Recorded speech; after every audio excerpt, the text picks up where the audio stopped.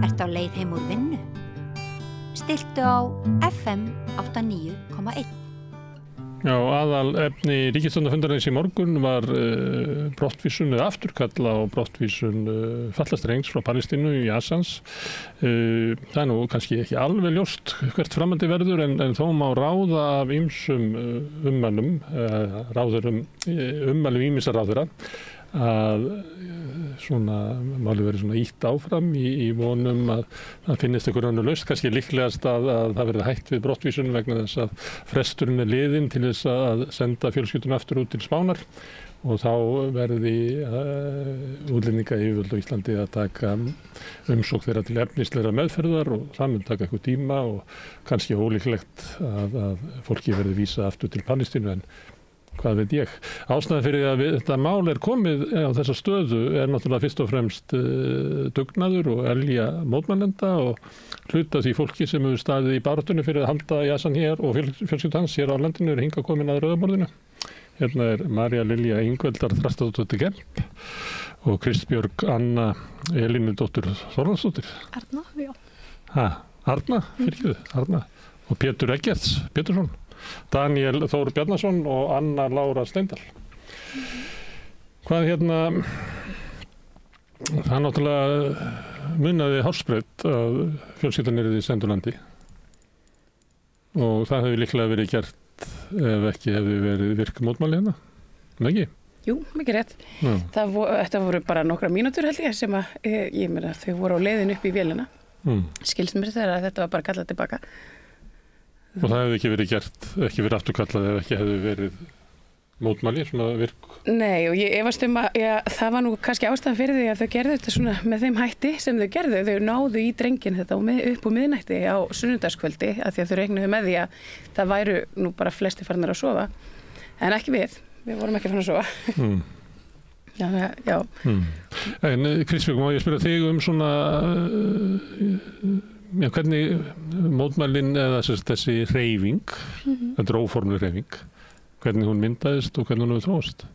Ég búin að vera í máli með Yazan frá því í lok febrúar eða byrjun mars og ég kynnt svona gegnum sálfræðing og þann hafði ég samband við bara No Borders aktivista og aðra og við myndum bara svolítið teymi utan Yazan og svo búið að bætast við það núna vinir Yazans og það bæði þá verið No Borders búið að standa fyrir svona kannski harkalegri aðgerðum og vinir Yazans með samstöðufundum en bara alltaf með velferð Yazan að leiðarljósi. Já, og svona viss samstæð þarna á milli að þið takið að ykkur mótmæli sem eru kannski of harkaleg að borgaralegra fólk myndi ekki vilja sem að getur eins og að mæta á Austurvöll í samstöðufundi vina Yazan.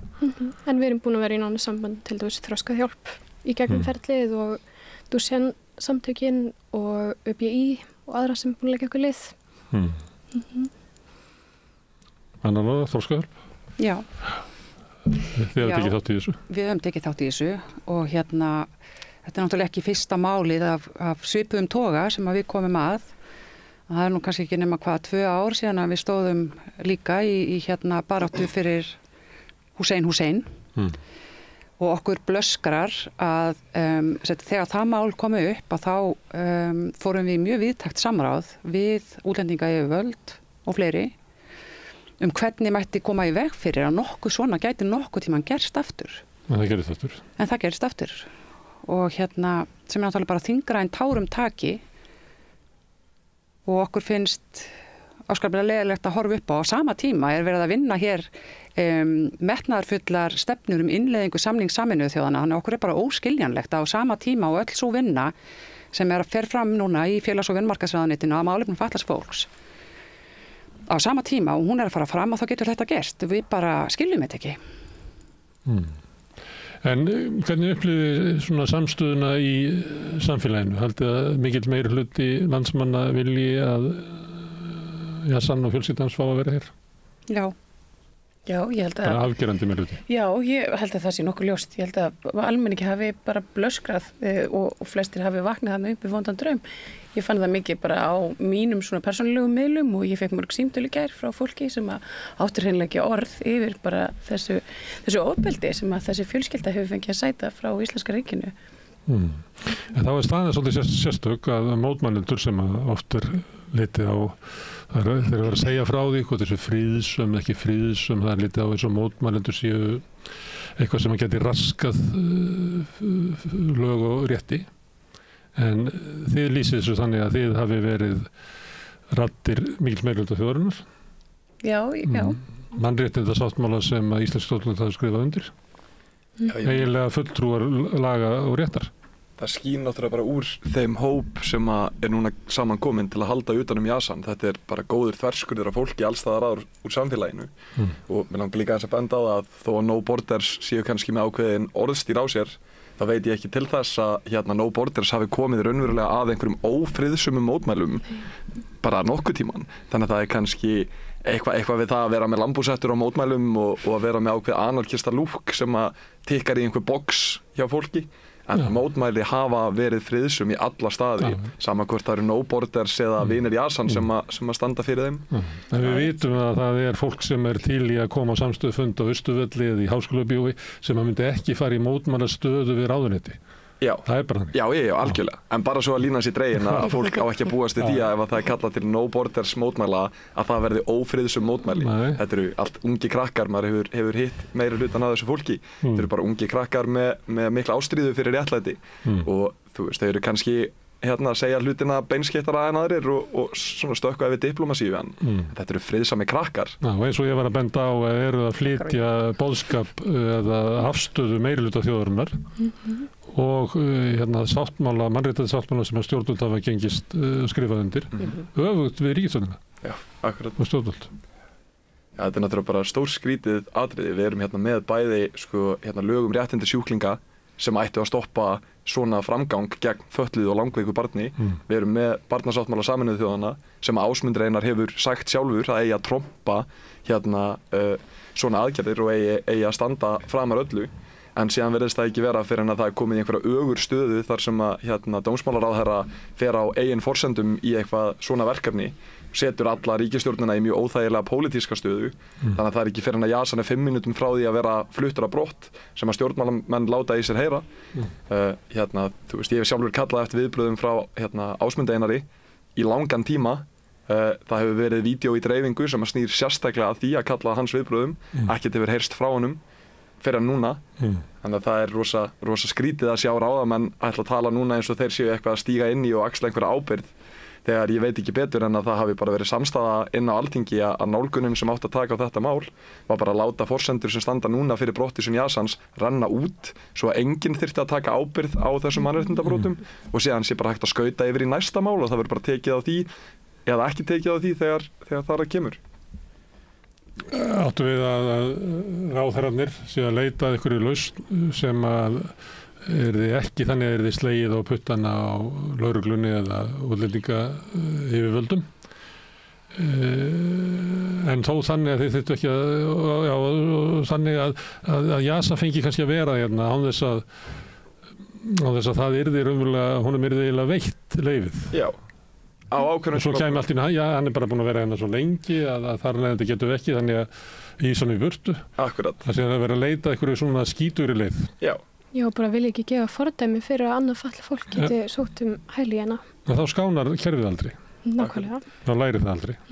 En það er mér finnst líka svolítið sérkennilegt einhvern veginn þessi orðræða að ráðherrar beri enga ábyrgð á þessari aðgerð eða þessari niðurstöðu og þau þurfa bara að hlíta niðurstöðum kærunefndarinnar og útlendingastofnunar vegna þess að auðvitað voru það þau sem settu reglurnar sem kærunefndin og útlendingastofnun starfar eftir og það er ekki eins og í þessu ferli sem er búið að vera í gangi núna talsveit langan tíma með breytingar á útlendingalögunum að mannréttindasamtök og mannúðarsamtök hafi ekki gert stórkostlegar athugasemdir við þessar breytingar og þetta ferli er enn í gangi. Það eru öll mannréttindasamtök á Íslandi sem andmæla þessum breytingum á lögunum. Bara ég held að ég geti fullir það, þú veist, og þannig að þetta er svona dálítið svona hólur hljómur í því að þau geta ekkert gert vegna þess að þetta sé bara einhverjar ákvarðanir sem að fólk innan stofnana taki vegna þess að sjálfsögðu voru það þau sem settu lögin sem að þau eru að vinna eftir.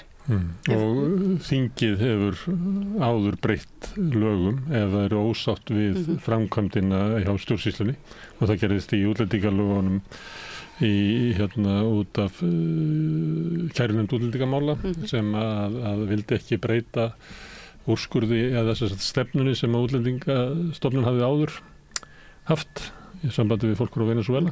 Þá breyttu við lögunum til þess að breyta framkvæmdinni. Já, mér finnst þetta svolítið áhugavert samtal sko, þetta með ráðherrarnir hvernig þeir lýsa yfir, ég bara vanmætti gagnvart kerfinu. Þessi þolendur. Já, þessi miklu þolendur kerfisins sem að þau, vissulega tóku þátt í að búa til.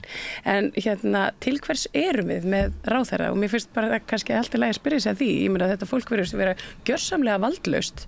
Það getur ekki gert nokkuð skapaðan hlut og það treysti bara okkar kerfi. Af hverju í ósköpunum höfum við þessa ráðherra? En það er spurning hvort að þau séu raunverulega valdalaus eða hvort að aðgerðir hendi bara ekki þeim pólitíska ásetningi sem að liggur fyrir í stefnu stjórnmálamanna. Ég meina, við sjáum að Bjarni Ben, hann stígur uppi á málþingi sjálfstæðismanna og gefur þá yfirlýsingu að við ætlum svo sannarlega ekki að vera fyrirheitna land hælisleitanda. Og við sjáum að í populismannum sama með Miðflokkinn og nú margir aðrir sem hafa kannski gælt aðeins við svona þessa hugmyndafræði að það á augljóslega að byrja að reyna að berjast núna bara þessi rasísku atkvæði. Og þarna eru sjálfstæðismenn og Miðflokkurinn að kasta sín á milli. Ég vil meina að hún Guðrún dómsmálaráðherra sé bókstaflega bara því hún er að gera þetta á sínu fordæmi, setja þetta í gang, þetta kemur öðrum ráðamönnum á óvart að þessi farið í þessar aðgerðir og ég hef það á tilfinningunni að þetta sé gert til þess að setja ákveðna ímynd út af við að Guðrún hún svíst einskis þegar kemur að því að halda útlendingunum út fyrir landsteinana og þau eru bara að sækjast eftir atkvæðum frá frekar eitruðum hóp kjósenda. Það var reynda þegar hún tók við af Jóni Gunnarssoni, þá tók Bjarni Benediktsson fram að stefna Jóns Gunnarssonar yrði rekin áfram. Þannig að hún eiginlega vinnur við það að reka eina hörðu útlendingastefnu Sjálfstæðisflokksins. Já. Hún fékk það sagt þegar hún byrjaði. Ég meina, augljóslega er allavega mikið vald, talandi til þess sem þú ert að segja, því að við sjáum að fyrrum dómsmálaráðherra getur á eigin forsendum og án samráðs við nokkurn á Alþingi innleitt rafbyssur svona. Ég meina, við sáum hvalveiðarnar stoppaðar svona, þannig að þegar það verðist henta einhverjum gildum ráðamanna að þá allt í einu hafa þau guðslegan kraft til þess að breyta samfélaginu okkar, en þegar það er fólkið sem að krafst breytinga þá er voða lítið hluti sem hægt er að gera og voða lítið vald. Já, ég held að sé einmitt bara, það er svona svolítið sem að maður horfir á í öllu þessu, ég veit ekki hvað maður á að kalla það, fjaskói eða leikriti sem þau er að setja í gang, ef maður á bara að tala alveg skýrt út. Ef það er vilji þá er leið. Það er bara... Það er ekki vilji. Það er ekki vilji, það er einmitt málið.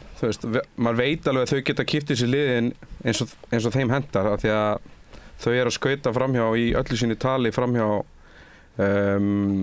ákveðnum ákvæðum í alþjóðlegum sáttmálum sem að Íslandi er aðilega og hefur skrifað undir. Þannig að þau eru bara virða lög að vettugi að mínum mati af þessi sé löglegarður einstaklingur sem slíkur.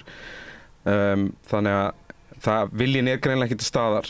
Þau gætu kippt þessi liðin 1, 2 og 3 ef þau væru þeim megin við borðið, en svo hefur mér verið mjög hugleikið líka bara svona í framhald af þessu hvernig var staðið að þessum aðgerðum í gær, af því að við skulum ekki gleyma því að 11 ára barni var hneppt í gæsluvarðhald í gær í hátt í 8 klukkstundir. Ekki hægt að hafa samband við lögmann, ekki hægt að ná sambandi við þau svo klukkutímum skipti. Það er brotist inn til föður Jasons. Þannig að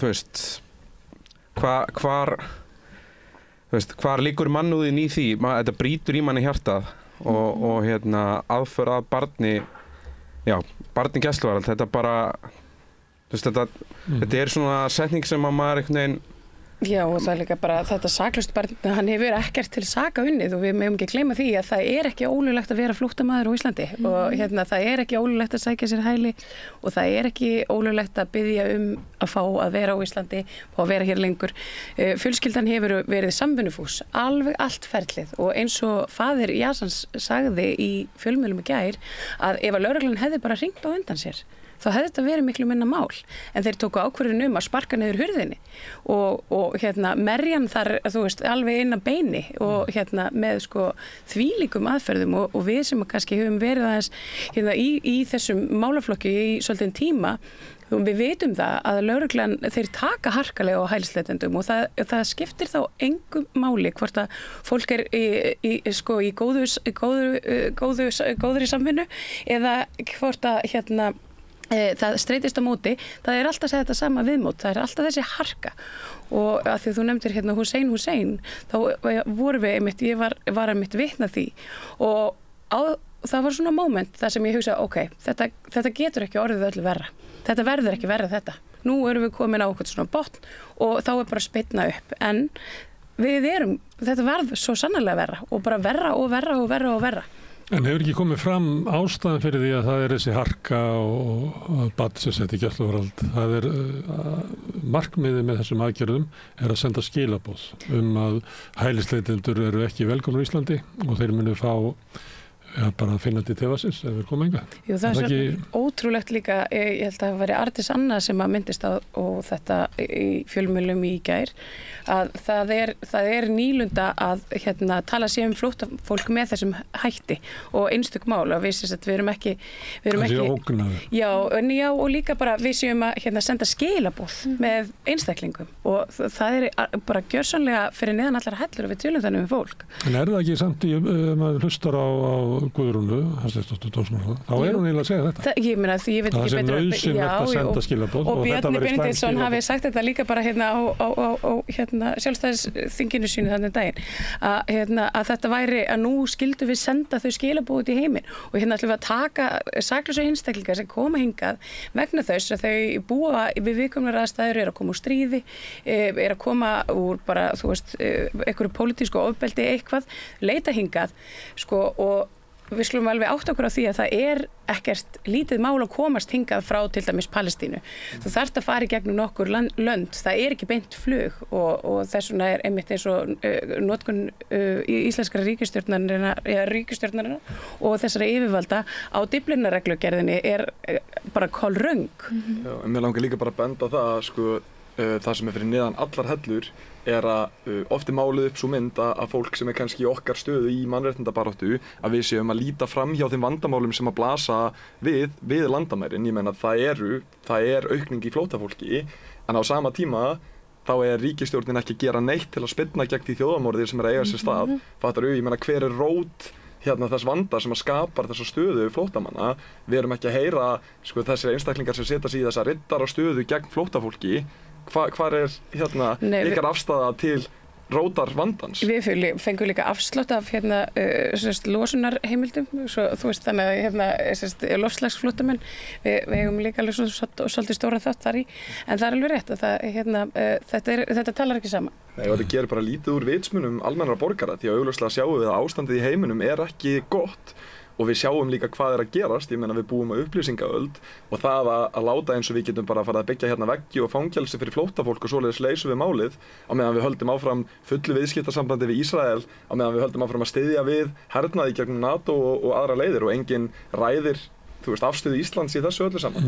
Innviðir eru sprungnir, sagt ítrekað. Það var sagt í Silfrinu í gær og það var í flóttafólki ekki hana. Algjörlega, en enga síður til nægur peningur til að stunda stríðsrekstur, beint eða óbeint. 25 milljarðar sem verður sendið til Úkraínu að kaupa vopn. Þannig að þetta bara, maður skilur ekki hvernig dæmið reiknast út. Þetta er bara, maður bara skilur ekki hvernig þau ná einhvern veginn að mynda heila setningar með þessu, með því sem þau eru að gera.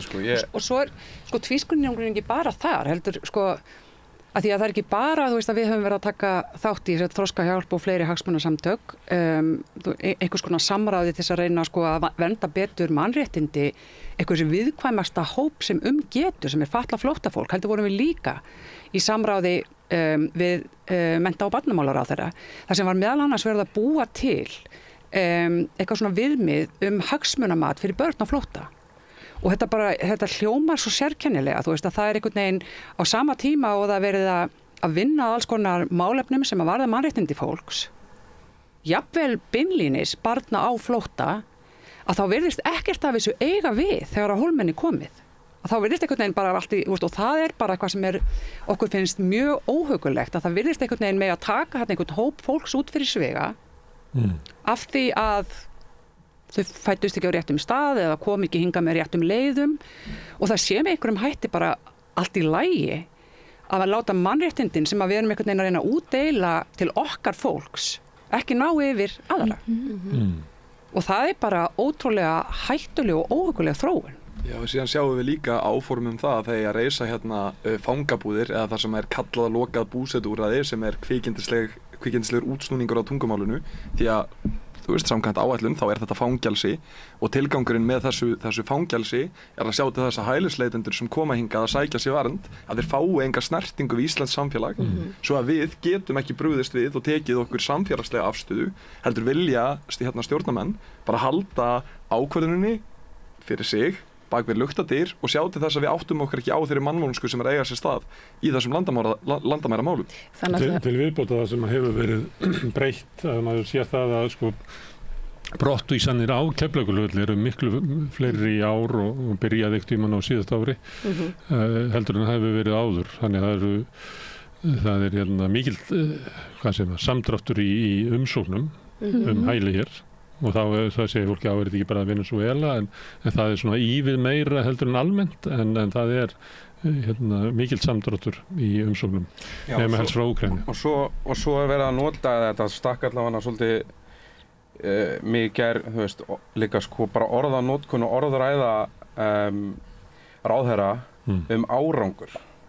Og þetta væri árangur? Þetta væri árangur, þú veist, hvar eru mælustikurnar, hvernig mælur, hvað í hverju felst árangur þegar við erum að tala fólk sem er á flótta við erum að tala fólk við erum að tala manneskjur þetta eru manneskjur og þetta eru fólk sem þarf að flýja heimili sín það langar öllum bara að vera heima á sér sko. Það eru raddir inn í Sjálfstæðisflokknum og Miðflokknum að loka hælisleitendakerfinu sko, þeir leita það sem árangur þau eru bara alveg grunninn á þessu ef þú talar við fólk sem er á flótta þeim langar bara að vera heima á sér sko. Svo bara að hafa það alveg á hreinu það er ekki mörg sem dreymir að koma hérna í skafreining og súld og hvað sem þetta er. Fólki langar bara að vera heima á sér, þannig að í grunninn er það bara löngunin á fólki. Það er ekki eitthvað fyrir hérna land sem við búum hérna á.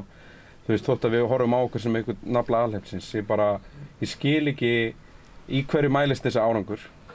Hvað þýðir að nota svona orð í þessu samhengi? Ég bara skil ekki á hvaða vegtar þessi ríkisstjórn Ég held að þú nefndir þetta með landamærin þá held ég af tvennu illu að það sé þá skömminni skárra að fólk sé ekki velkjast hér í kerfinu í mörg ár eins og hefur verið.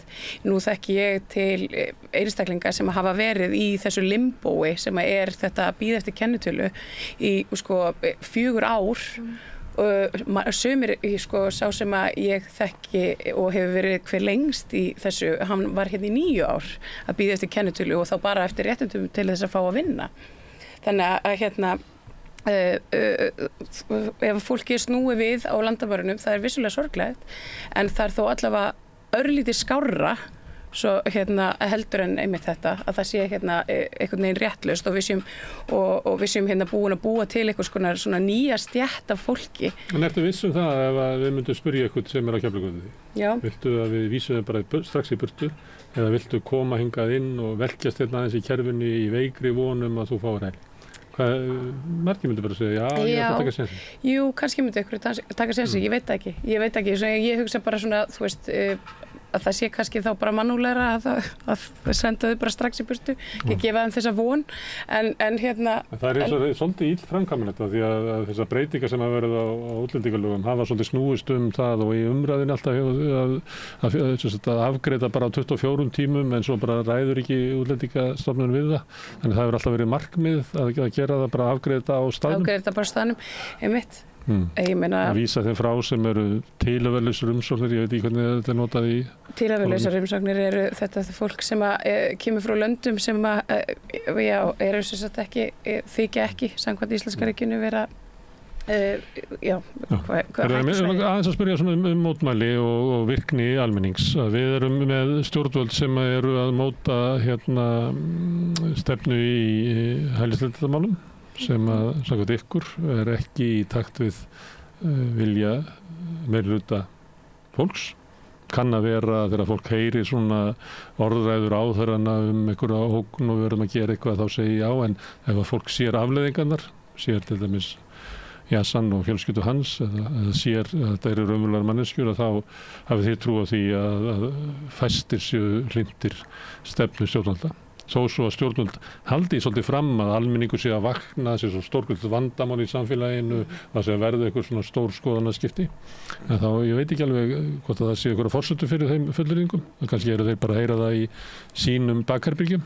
Þau eru bara svolítið í búblu, í sinni valdabúblu og eru bara, ég held þessi ekki að hlusta á almenning. Þau eru svolítið sama okkur og sérstaklega flóttafólk og fólki í aðsettum hópum. Þau eru bara með sína stefnu, þau vilja viðhalda völdunum sínum og þau náttúrulega viðhalda völdunum sínum og kostnaða valdaminni hópana og það er eins og þau gerir sér grein fyrir hvað allir eru reiðir, það er allir brjálaðir. Það er verið að skerða á mannréttindum flóttafólks og í tilfelli Yazan það er verið að brjóta fjölda bara mannréttindalaga sem að eiga að vera bara tryggja honum vernd og bara tryggja hann geti lifað lífið sínu. Og þau, í okkar nafni. Já, og þau eru bara skauta fram hjá þessu. Og þau brjóta á honum í okkar nafni. Já. Og það heyrir maður svona bara hjá fólki almennt að því ofbýður það. Já, og ég held líka bara, þú veist, hugsandi þetta sko, þetta tala árangur aftur, eins og ég nefndi áðan. Við erum með þessa línu, við ætlum að gera þetta svona, eins og búið að vera mjög skýrt síðustu mánuði, breytingar á lögum sko, og allt að fara í betri horfur, eins og þessi ríkisstjórn talar. En aðstæðurnar sem að sköpust í gær sýna það svart á hvítu að alltaf tala einhvern árangur eða að þessi lög séu til þess betra, það fellur svolítið sjálft sig í gær og í síðustu nótt. Já, þessari framkvæmd. Já, þú veist það sýnir bara einhvern veginn að þessi ráðherrar sem að hafa gengið hvað harðast fram, þetta eru orðin tóm. Þú veist, það er allt í upplaust þarna og það benda hver á annan. Og svo stíga sko í gærmorgun ráðherra fram einhvern veginn og slá sig til riddara sko, þú veist, dyggðaskreitingar í fjölmiðlum. Þessi bjargaði Yazan, liggur við að það standi í fjölmiðlum. Og svo kemur annar ráðherra. Nei, það var þessi sem kallaði þetta til. Það var ég sem stoppaði þetta. Þetta er aðalega sem að... Ég reyndar aldrei fram að það séu mótmælendur sem hafa bjargað brottvísunir. Ég er bara nokkuð viss það sko. Stjórnmálafólk bara beygir sig undir það og ef það hefði ekki verið mótmæla á götunum þá að vera Yazan löngu farin á landinu.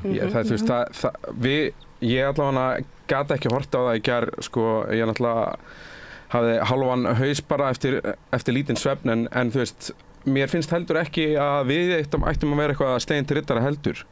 Þú veist, þetta er bara skylda fólks sem að mætir og þú veist, bara getur ekki sittið. Við erum sem stjórnvöld sem að fara gegn samvisku stórshlutans manna, ég segi ekki alltaf. Og þá erum við að því við erum í lýðræðissamfélagi þá erum við oft með svona stjórnarandstöðu sem veitir stjórnvöldum aðhald en í þessum málaflokki finnst mér það að hún hafi svona dofnað allt rækilega inn á þingi því að kannski ef við færum bara 5 ára aftur í tíman þá sæjum við að það væru bara miklar umræður og þingjum þetta. Mér finnst eins og svona andstaðan við þessa stefnu stjórnvalda hafi eiginlega fæst út á götu, fæst bara til almennings. Eins og þið svolítið bendið, verðst ekki að benda á það, þegar þú ert í mótmælunum og horfir yfir hópinn þá er þetta eiginlega bara svona, þetta er venjulegt fólk sem bara einhvern veginn ofbýður stjórnarstefnan og það er einhver leyti sorglegt að svo andstaða hafi ekki meiri farveg inn í stjórnmálunum, kannski inn í fjölmiðlunum, kannski í kirkjunni eða háskólanum eða öllum þessum stofnunum sem við ættum að hafa í sko öflugu lýðræðislegu samfélagi. Þá ætti allir að finna til ábyrgðar að stefna stjórnvalda væri í takt við vilja lýðsins í lýðræðisríki. Ég ætla bara að bæta við, maður var hann heitur hérna. Í mörg ár þá bara hefur maður séð dugleysi og kjarkleysi stjórnarandstöðu, þú veist, kjörtímabil eftir kjörtímabil, sömu flokkarnir í stjórnarandstöðu og það er, þú veist, það vantar allt þor. Það er bara stjórnarandstaða á Íslandi síðustu 10-15 árin hefur bara látið vaða yfir sig aftur og aftur ítrykkað í sko skandölum eftir skandölum eftir skandölum og koma aldrei upp vörnum eða ná einhvern veginn að berja tilbaka. Þú veist, það er allavega svona, maður hefur bara tekið eftir þessu í lengri tíma að sama hvað gengur á, þá situr sama fólkið á þingi í stjórnarandstöðu og hreyfir ekki sko leggni lim bara yfir einu. Hvað eru þau þá að gera þarna? Sorry, En líka bara svona því að ég finnst kannski dálítið naív að horfa á það þannig eins og stjórnvöld séu bara ekki að hlusta á almenning. Mér finnst nú bara vera eins og það sé einbeittur brotavilji í því að mála upp mynd sem ekki er sönn. Mér finnst gott dæmi núna hefur vopnaburður ungmenna verið mikið til umræðu og það hefur samband við mig blaðakona sem var búin að vera að skoða bara tíðinni umfjallana hnífstungur og annað og ég fór að kafa dálítið ofan í málið og ef þú tekur inn í myndina fólksfjölgun á Íslandi þá er ekki útlit fyrir það sé vöxtur í vopnuðum árásum og ef hann þá er hann allavega ekki gífurlegur.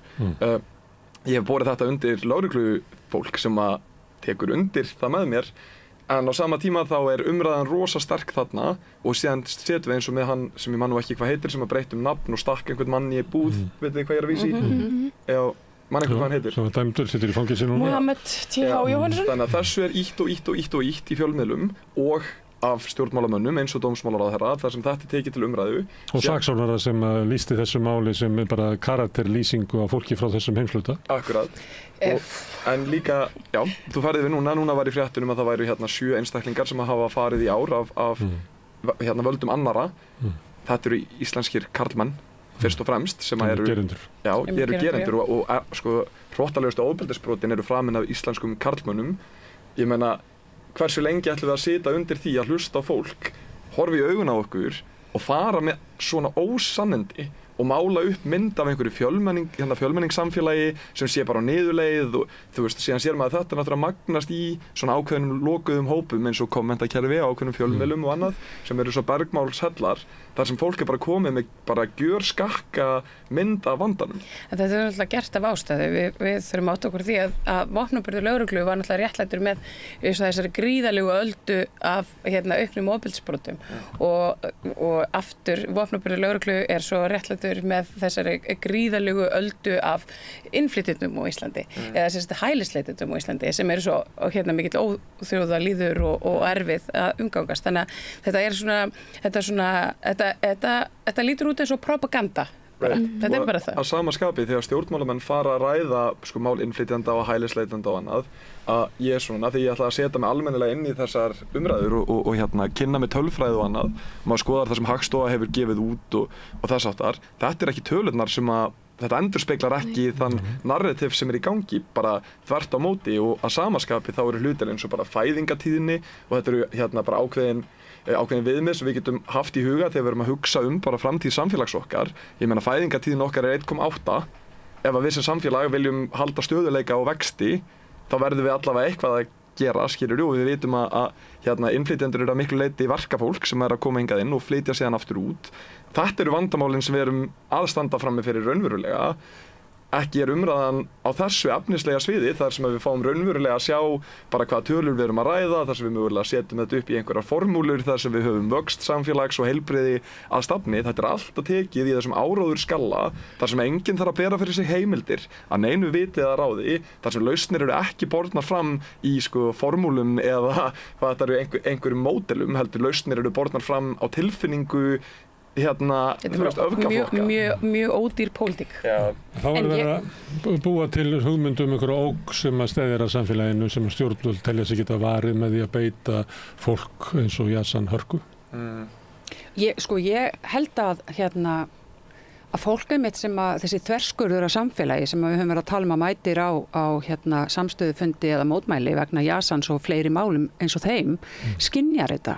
Og ég held að fólk sér, ég meina það er nú náttúrulega vinn ég fyrir mannréttindasamtök og ég finn jafnvel þó við séum ekki að tala um fatlað fólk af erlendum uppruna eða fatlað fólk í hæliskerfina, umræðan er aðeins að breytast og ég held að fólk almennt skynjar þetta og það skilur hvað þetta er hættulegt fyrir samfélagið okkar ef við ætlum að fara að færa þessi mörk svona til.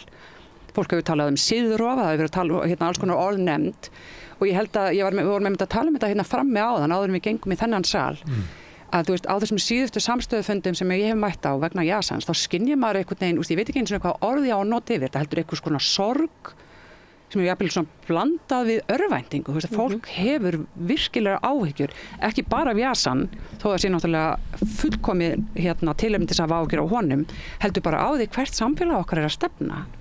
Og ég skynja þetta mjög sterkt. Og einmitt bara í morgun og á öðrum samstöðu fundum með Yazan. Fólk hefur áhyggjur af því hvert í stefnu sem samfélag. Þetta náttúrulega orðræða sem trommuð upp af valdafólki í okkar samfélagi og hefur verið núna bara síðan áramótin trommað upp og maður sér bara einhvern veginn hvað áhrif það hefur þegar fólk í þessum valdastöðum talar með jafn afgerandi hætti gagnvart hópi fólks. Það smita bara út frá sér og það veldur þessum ótta, þessari hræðslu og þá kom upp atvik. Þetta bara svona, já, það fylgir ábyrgð orðum. En líka bara eins og þegar það var að vera brottvísað, lögreglan kom inn á Rjóðrið sem er hvíldarinnlag fyrir fötluð börn, langveik fötluð börn. Hún var búin að lofa að hún myndi ekki koma inn og kom hann miðjanótt væntanlega raskaði líka frið annarra barna hana sem eiga að vera hana til að fá hvíld.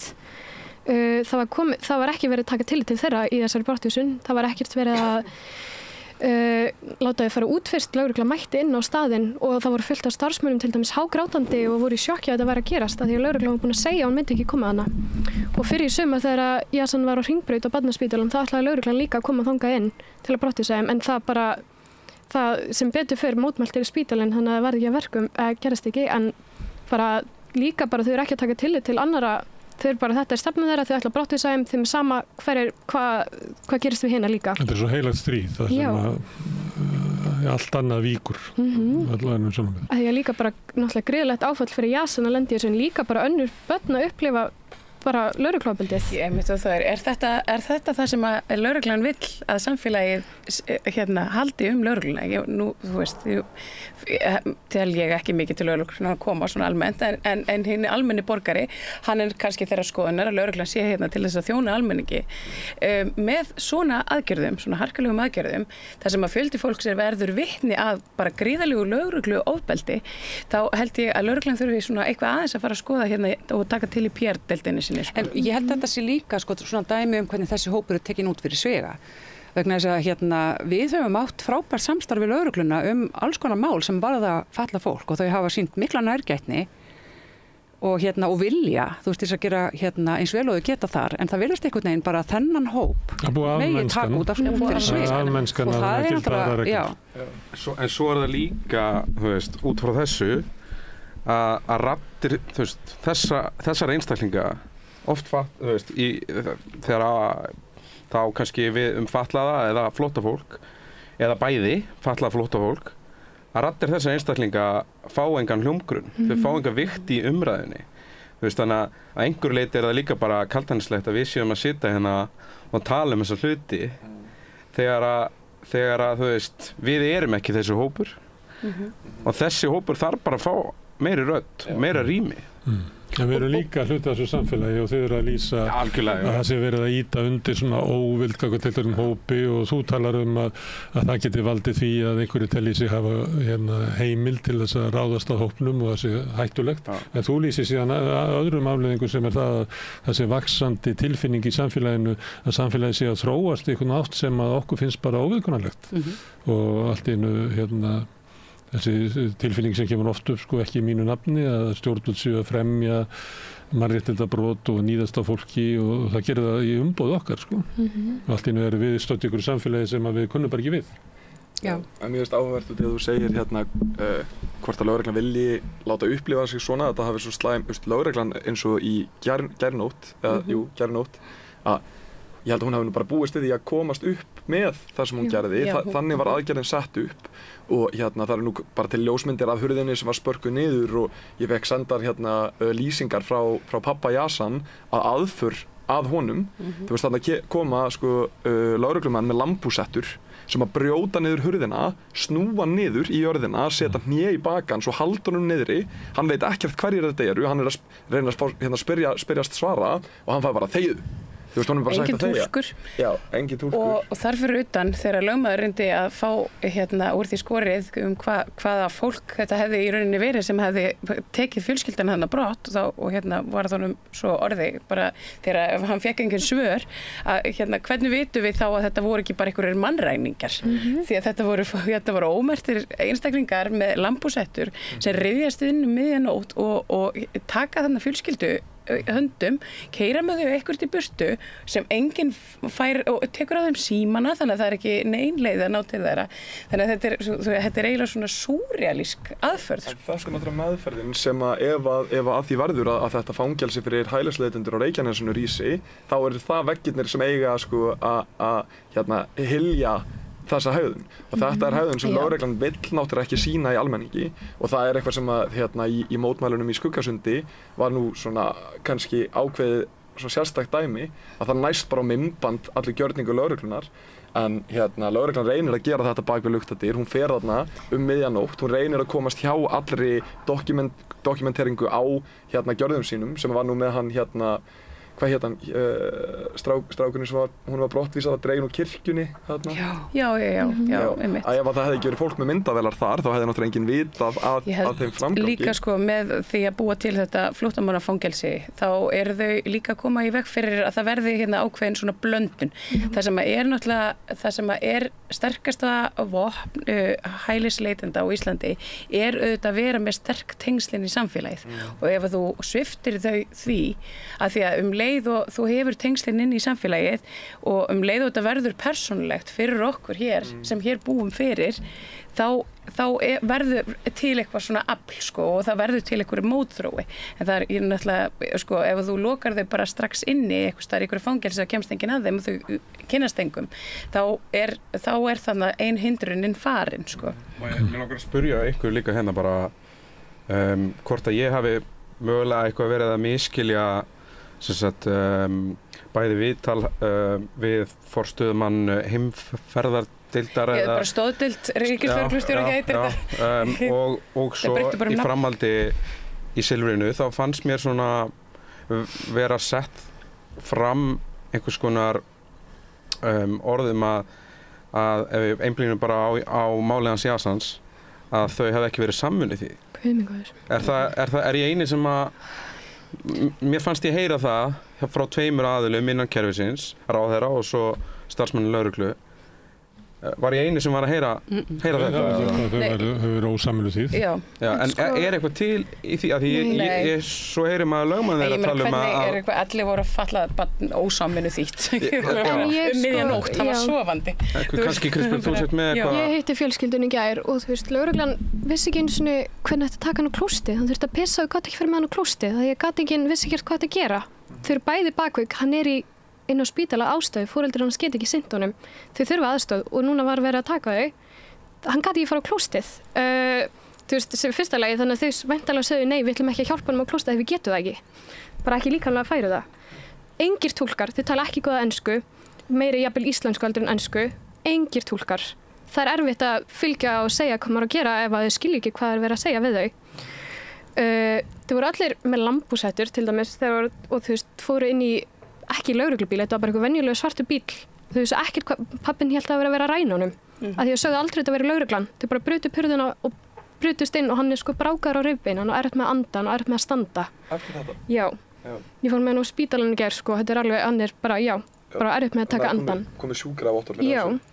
Já, og svo heyrist mér líka og bara leiðrétti mig ef þetta er ekki rétt hjá mér að sko í þessu ferli að þá hafa þau aldrei fengið konkrét upplýsingar það sko hvenær það mögulega brottvísun á þessa stað þannig að þau getur undirbúið sig eða þá hvert er verið að fara þú veist hvernig átt að geta undirbúið heilbrigðisþjónustu ef þú veist ekki á hvaða stað þú ert að fara. Það er einmitt það sem að gera þau, sko, það er, þú veit ekki hvort þú voru að fara til Madridar eða Barcelona eða þetta er svona, þú veist, óvissan er algjör og þetta er í boði lögreglunar, þetta er í boði ríkisstjórnarinnar. En það er líka búið að koma í ljós, það var búið að segja en við ætlum ekki að koma í rjóðri, við ætlum ekki að brottvísa þegar hann ennþá skráður inn á spítala og þau gerðu það samt. Það var undirskrifaður samningur á milli lögmaðurinn og umönnunar aðilarnir voru komnir með samning undirskrifaðan frá lögreglu þar sem kemur fram að Yazan verður ekki sóttur á meðan hann sætir meðferð.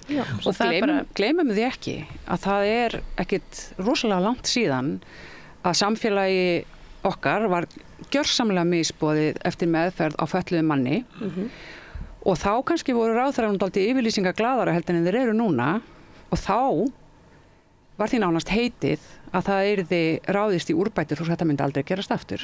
En þegar maður heyri lýsingar Kristbjargar, ég var ekki þarna þá, ég þekki ekki Yazan persónulega, en greinilega hafa þau ekkert lært, þannig að sagan endur tekur sig. En það ekki þannig að ráðherra reyna bara að lifa af frá fréttatíma til fréttatíma, frá Kastljós til Kastljós og svo þegar bara allt innu þagnað málið og þá bara ekki vilji til þess að gera neitt?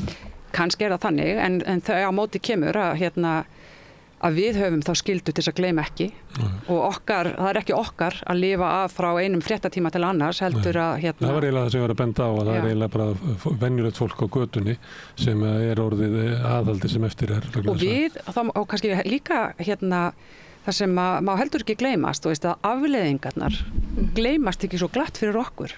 Vegna þess að ég til dæmis og mitt samstarfsfólk ennþá einhvern veginn að sitja uppi með þá ákvörðun sem var tekin í Hussein-málinu vitandi að aðstæður hans eru fullkomlega sturlaðar eftir þessa ákvörðun. Vegna þess að við erum ennþá í samskiptum við Hussein og vitum hvaða afleiðingar þetta hefur. Og við ætlum svo sannarlega ekki að sitja þegjandi hjá og horfa á fatlað barn, Yazan Tamimi, ganga í gegnum það sama og Hussein gerði í boði íslenskra stjórnvalda. Mér langar að undirstrika það að þú sagðir yfirlýsingaglaðir ráðherrar þegar það mál átti sér stað með Hussein. Þetta eru sumir ráðherrar, þótt þeir séu mögulega búin að fara í einhvern stólaleik. Þetta sama fólkið. Þannig að þetta sama ríkisstjórnin. Þótt að eins og ég segi, þau séu búin að taka hana tja í kringum einhverja stólar sko. Þannig að þetta yfirlýsingar að við verðum öll að draga lærdóm að þessu að það er setning sem hefur ekkert mikið innihald. Þau eru allavega eitthvað treggáð ef það er ekkert að læra að þessu. Ég meina þeir eru allavega búin að læra það að þeim tókst að taka Yazan á þess að nokkur náði því á myndefni. Það er betra en var senast, þannig að ef ásetningurinn að bara standa við ómennskuna þá virðast þau vera orðin hæfari til þess að brjóta mannréttindi og gera það bak við luktardyr. Kristbjörg, hvað gerist næst? Nú virðist niðurstaðan vera svo að sjálfstæðisráðherrarnir segja að úrskurðirnir standi, aðrir ráðherrar gefa í svona til kynna að það er nú ólíklegt að fjölskyldunni verði vísað úr landi sinni. Líklega verið að reyna að koma sér yfir eitthvað svona frest þannig að þá fari í gang eitthvað kannski verður umsóknin tekin til meðferðar, efnislegrar meðferðar, eins og sagtir, á Íslandi. Við vitum þetta ekki alveg, en hvað ætla mótmælendur að gera eða andstaðan við brottvísun Yazans? Við bara höldum áfram að berjast og við gefumst ekki upp þar til að bara Yazan færi að vera hérna áfram. Já, og ég held að það sé allir að sammála mér það. En það er náttúrulega Þeir líti ekki svo á að þetta sé svona eiginlega næstuði komið í höfn, það er ofsnefnt að meta það. Mér finnst ég er tilfinningu fyrir að þið hafið unnið eitthvað sigur. Nei. Bara mér það sem er búið að gerast ég bara allt oft búið að gerast eitthvað þannig að bara vera að brottvísa fólki sem er bara í hræðilegri stöðu eins og núna fyrir sumar til Nígeríu konu með æxli, ómeðhöndlað æxli, það var ekkert lítið til þess þótt að varu fullt af mannúðarsamtökum sem voru búin að fordæma þessa brottvísun og núna það er ekkert verið að taka tillit endilega til sérstakra aðstæðna og þá mér finnst það búið að taka það ákvæði úr lögunum, taka tillit til sérstakra aðstæðna í tilfelli í flóttafólks. Þannig að ég vil vera vongóð en bara vegna reynslu minnar og bara minni upplifun þá ég bara treysti ekki lögreglu eða ríkisstjórninni. Guðmundur Ingi, formaður VG, hann sagði það að sé þetta í fréttum, að það komið sér óvart. Þetta var í fréttum út af upplýsingu frá mótmælendum. Lögreglan gaf enga yfirlýsingu. Þannig ef það hefði ekki verið mótmælendur þá hefði fjölskyldan bara verið sett í flugvél og væri komin til Spánar. Við hringdum öll í okkar tengilegi. Hringdum í alla endalaust. Ég held að það fór bara eitthvað svona maskina í gang. Ég held að reiðin sem að nú var ég fann að sofa þegar kallið kemur. Ég sem betur fyrir fæ símtal og vakna við síman og það er eitthvað svona, það verður eitthvað svona kraftur og ég hef sagt það áður að ég er alltaf að tala að reiðin sé svo mikilvægt afl. Það er nefnilega búið að svipta okkur reiðinni. Svo oft var alltaf verið að segja okkur að við megum ekki vera reið, við megum að slaka á ef við erum reið, þá eigum við alltaf að róa okkur. En reiðin er nefnilega hreyfiaflið sem við þurfum. Og þegar maður finnur þessa reiði eitthvað svona ólga innan í sér að nýta hana þá til góðs og vera skapandi einmitt og hringja og fara út á flugvöll og bara eitthvað svona akta á hana. Við vorum í 7 tíma eða meira á flugvöllunum með læti allan tíman. Já. Við vorum ekkert að slaka á, þetta var bara og líka láta alla vita á flugvöllunum hvað var að gerast og líka segja bara, þetta var Icelandair sem ætlaði að fljúga með hann, við vorum að segja fólki hvað var í gangi, bara því ríkisstjórnin er að reyna að stytta líf, ætlaði að vera falla spass og Icelandair er að taka virkan þátt í. En síðan líka það, ef atriði eins og þetta fær fram að ganga og ríkisstjórnin setur fordæmi það, ekki bara að þetta sé fatlað barn og það sé það sem að sé sjokkerandi. Þetta er barn, þetta eru landslög, þetta eru mannréttindalög sem að ríkisstjórn brýtur og ég veit ekki hvort það sé allir mjög meðvitaðir það hversu hættulegt fordæmi það er núna farandi fram í komandi ár og það er bara pólitísk ólga á heimsvísu. Lögreglan er nýbúin að vopna sig með rafbyssum og komið með, stokk af 400 hríðskotabyssum eftir alþjóðafundi. Ef við leyfum þessu fram að ganga þá hvað er næst? Já, við vitum líka núna í núverandi samkvæmt lögreglulögum og stjórnarskrá að þá til þess að viðhalda allsherjarreglu þá getur lögregla beitt 19. grein sem þýðir að hún getur sagt þér að gera hvað sem er og ef þú neitar því þá má handtaka þig. Og saminu síður. Já, og ef við sjáum núna eins og dómsmálaráðherra sem augljóslega er ekki annt hvorki það að verða lög almennt eða bara réttindi borgara að hún sagði í kjölfar mótmæla að leið og mótmælendur fara gegn skipunum lögreglu þá hætta mótmæla að vera friðsöm sem að er ekki rétt því að borgaraleg óhlýðni er friðsöm eftir skilgreiningu en ef við sjáum Jasan fara út og það sé brotið svona þvert á þessi lög og við vitum að dómsmálaráðherra túlkar borgaralega óhlýðni sem ófriðsöm mótmæli þá megum við búast við því að vera skotin með rafbyssum eða mögulega eftir sjáum hvernig næsta kjörtímabil fer en þessar hríðskotabyssur þær eru ekki að fara að safna ríki það er ég vissum, þannig að það verður væntanlega bara næsti pólitíski slagur, bara hvaða næsti sjálfstæðis dómsmálaráðherra ætlar að slæta inn byssulöggjöf. Þú ert að lýsa samfélagi sem er svona slæta inn í einhvers svona fasisma.